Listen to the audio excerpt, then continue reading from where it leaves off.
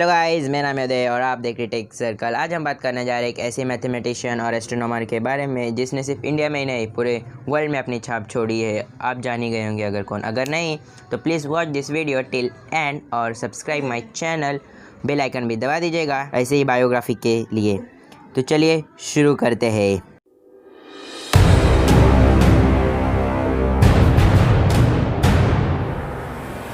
आज हम बात करने जा रहे हैं आर्यभट्ट के बारे में जिसने की थी ज़ीरो की इन्वेंशन और एग्जैक्ट वैल्यू फाइंड की थी पाई की।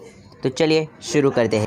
आर्यभट्ट का जन्म के बारे के संबंध में कोई ठोस प्रमाण तो उपलब्ध नहीं है, परंतु कहा जाता है कि भगवान बुद्ध के समय अश्मक देश के कुछ लोग मध्य भारत में नर्मदा नदी और गोदावरी नदी के बीच बस गए। ऐसा माना जाता है कि आर्यभट्ट का जन्म भी इसमें 47 में इसी स्थान पर हुआ था। एक मान्यता के अनुसार आर्यभट्ट का जन्म बिहार पटना में हुआ था, जिसका प्राचीन नाम पाटलिपुत्र था, जिसके समीप स्थित कुसुमपुर में उनका जन्म माना जाता है। आर्यभट्ट की शिक्षा, तो चलिए हम लोग उनकी शिक्षा के बारे में कुछ देख लेते हैं।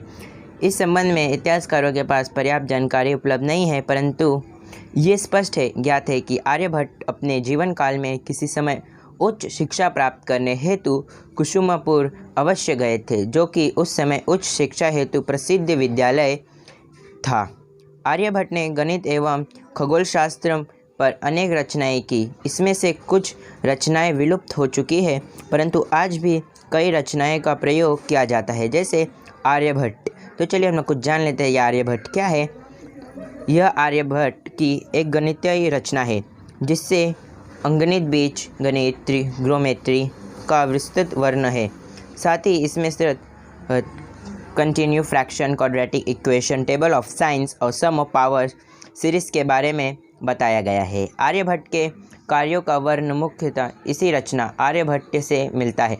संभवतः इसका यह नाम भी आर्यभट्ट ने नहीं बल्कि बाद के समीक्षकों ने यह नाम दिया। भास्कर प्रथम, जो आर्यभट्ट के शिशु थे, वे इस रचना को अश्मक तंत्र ट्रीटाइज फ्रॉम द अश्मक कहते थे। सामान्य रूप से उसे आर्यभट्टा 108 भी कहा जाता है, क्योंकि इसमें 108 छंद है, श्लोक है। यह बहुत ही सारभित रूप में लिखा गया है। सूत्र साहित्य है जिसका वर्णन भी आज हमें देखने को मिल जाता है। तो चलिए हम कुछ फैक्ट्स के बारे में कर लेते हैं कि उन्होंने क्या क्या किया है। आर्यभट्ट द्वारा रचित आर्यभट्ट का उपयोग आज भी हिंदू पंचांग हेतु किया जाता है। गणित और खगोल शास्त्र में अनेक अतुलनीय योगदान का देखते हुए भारत के प्रथम उपग्रह का नाम उन्हीं के नाम पर आर्यभट्ट रखा गया। आर्यभट्ट ने दशमलव प्रणाली का निर्माण किया। आर्यभट्ट ने सूर्य सिद्धांत, जो कि सोलर एक्लिप्स और ल्यूनर एक्लिप्स होता है, उसका ही उन्होंने बताया। 23 वर्ष की आयु में आर्यभट्ट ने आर्यभट्ट ग्रंथ की खोज की, रचना की।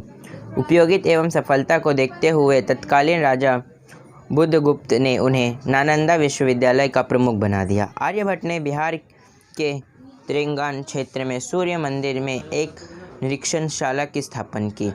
वृत्तानों के अनुसार अरबी रचनाएं अल-नफ़्तफ़ और अल-नफ़ आर्यभट्ट के कार्यों का ही अनुवाद है। और आर्यभट्ट की सबसे बड़ी खोज, जो कि शून्य है, और उन्होंने पाई की एग्जैक्ट वैल्यू बताई। तो भाई अगर आज हमारे पास शून्य नहीं होता तो शायद आज 1 रुपये ही होता, मीन्स एक भी वैल्यू नहीं होती। तो अच्छा लगा होगा तो प्लीज़ सब्सक्राइब दिस चैनल और बेल आइकन भी दबा दीजिएगा। ऐसे ही हम बायोग्राफीज लाते रहते हैं। तो चलिए फिर मिलेंगे हमारी नेक्स्ट वीडियो में। Good bye.